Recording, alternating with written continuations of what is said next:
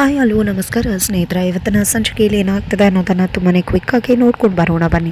ಇಲ್ಲಿ ಭಾರ್ಗವಿ ಮತ್ತು ಅರ್ಜುನ್ ಮನೆಯಿಂದ ಆಚೆ ಹೋಗಲೇಬೇಕು ಅಂತ ಅನ್ನಪೂರ್ಣವರು ಪಟ್ಟಿಟ್ಕೊಂಡು ಕೂತ್ಕೊಂಡಿದ್ದಾರೆ. ಇವತ್ತು ನಿಮ್ಮ ಅಪ್ಪನ ಸಾವಿಗೆ ನೀನೇ ಕಾರಣ ಆಗಿದೆಯಾ, ಇನ್ನು ಮುಂದೆ ಈ ಕೋಟು ಗಿಟ್ಟು ಎಲ್ಲ ಬಿಟ್ಟು ನೀನು ಮತ್ತು ಅರ್ಜುನ್ನ ಅಚ್ಚುಕಟ್ಟಾಗಿ ಬಾಳಬೇಕು, ನಿಮ್ಮ ಮಾವನ ಮನೇಲಿ ಇರಬೇಕು ಅಂತ ಹೇಳ್ತಾರೆ. ಬಟ್ ಭಾರ್ಗವಿ ಹೋಗೋದಿಲ್ಲ ಅಂದಾಗ ನಿನಗೆ ನಾನು ಚೆನ್ನಾಗಿರಬೇಕು ಅಂತ ಅನಿಸಿದ್ರೆ ಹೋಗು ಅಂತ ಹೇಳ್ತಾರೆ. ಹಾಗಾಗಿ ಭಾರ್ಗವಿ ಒಪ್ಕೋತಾರೆ.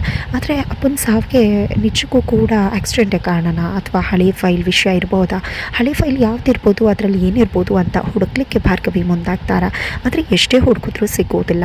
ತದನಂತರ ಇಲ್ಲಿ ಅರ್ಜುನ್ ಮತ್ತು ಭಾರ್ಗವಿ ಮನೆಯಿಂದ ಹೊರಡಬೇಕಾಗಿದೆ. ಆ ಒಂದು ಸಮಯದಲ್ಲಿ ಆ ಒಂದು ಕಿಟ್ಗೆ ಮೇಲಿಂದ ಫೈಲ್ ಬಂದು ಬೀಳುತ್ತೆ. ಭಾರ್ಗವಿಗೆ ಗೊತ್ತಾಗೋದಿಲ್ಲ. ಬ್ಯಾಗ್ ಸಮೇತ ಇಲ್ಲಿ ಅರ್ಜುನ್ ಜೊತೆ ಹೊರಟು ಚಿಪಿ ಮನೆಗೆ ಬರ್ತಿದ್ದಾರೆ.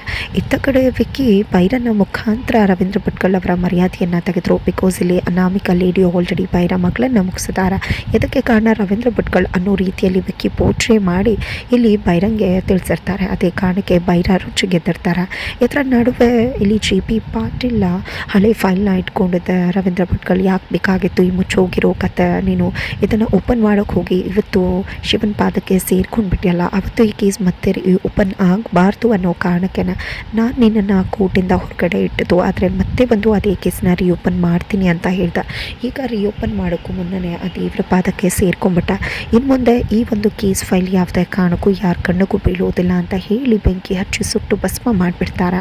ಇನ್ನು ನನ್ನ ಎಲ್ಲ ಸತ್ಯಗಳು ಕೂಡ ಇದರಲ್ಲಿ ಭಸ್ಮವಾಗೋಯ್ತು, ಗುಟ್ಟುಗಳು ಕೂಡ ಭಸ್ಮವಾಗೋಯ್ತು ಅಂತ ಜಿ ಪಿ ಖುಷಿ ಪಡ್ತಿದ್ದಾರೆ. ಅರ್ಜುನ್ ಮತ್ತು ಭಾರ್ಗವಿ ಮನೆಗೆ ಬರ್ತಾರೆ. ನಿರ್ಮಲಾ ಪಾಟೀಲ್ ಅವರು ಯಾವುದೇ ಕಾರಣಕ್ಕೂ ನಿಮ್ಮ ಭಾರ್ಗವಿನ ಈ ಮನೆಗೆ ಸೇರಿಸ್ಕೊಳ್ಳೋದಿಲ್ಲ ಅಂತಾರೆ. ಆದರೆ ನನ್ನ ಹೆಂಡತಿ ಭಾರ್ಗವಿ ಅಂತ ಅರ್ಜುನ್ ಹೇಳಿದ್ರೆ ಈ ಮನೆ ಸೊಸೆ ನಾನು, ಖಂಡಿತ ಇಲ್ಲಿರೋ ರೈಟ್ಸ್ ನನಗಿದೆ ಅಂತ ಹೇಳಿ ಭಾರ್ಗವಿ ಮಾತನಾಡ್ತಾರೆ. ಇದೇ ಟೈಮ್ಗೆ ಜೆ ಪಿ ಬಂದದ್ದೆ. ಭಾರ್ಗವಿ ಮತ್ತು ಅರ್ಜುನನ್ನು ಮನೆಗೆ ತುಂಬಿಸ್ಕೋತಾರೆ. ಅದರ ಜೊತೆಗೆ ಇಲ್ಲಿ ಜೆ ಪಿ ತನ್ನ ಮಗನ ಆಫೀಸ್ಗೆ ಕರ್ಕೊಂಡು ಹೋಗಿದ್ದೆ, ತನ್ನ ಜಾಗದಲ್ಲಿ ಕೂರಿಸಿ ನೀನೇ ನನ್ನ ಫರ್ಮನ್ನು ನಡೆಸಬೇಕು, ಇನ್ನು ಮುಂದೆ ನೀನೇ ನನಗೆ ನನ್ನ ಜಾಗಕ್ಕೆ ಬರೋ ಸರಿಯಾದ ಉತ್ತರಾಧಿಕಾರಿ, ನಿನಗೆ ಯಾವ ಕೇಸ್ ಫೈಲ್ ಬೇಕು ಅದನ್ನು ತಗೋ ಮಗ್ನೆ ಅಂತ ಹೇಳ್ತಾರೆ. ಜೆ ಪಿ ನನ್ನ ಮಾವನ ಕೇಸ್ ತೊಗೋತೀನಿ ಅಂತ ಅಪ್ಪಂಗೆ ಮಾಸ್ಟರ್ ಸ್ಟ್ರೋಕ್ ಕೊಟ್ಟಿದ್ದಾರೆ. ಅರ್ಜುನ್ ಹಾಗಿದ್ರೆ ಏನಾಗುತ್ತೆ ಮುಂದೆ ತಿಳ್ಕೋಬೇಕು ಅಂದರೆ ಮುಂದಿನ ವೀಡಿಯೋಗೆ ವೆಯ್ಟ್ ಮಾಡೋದನ್ನು ಮರಿಬೇಡಿ.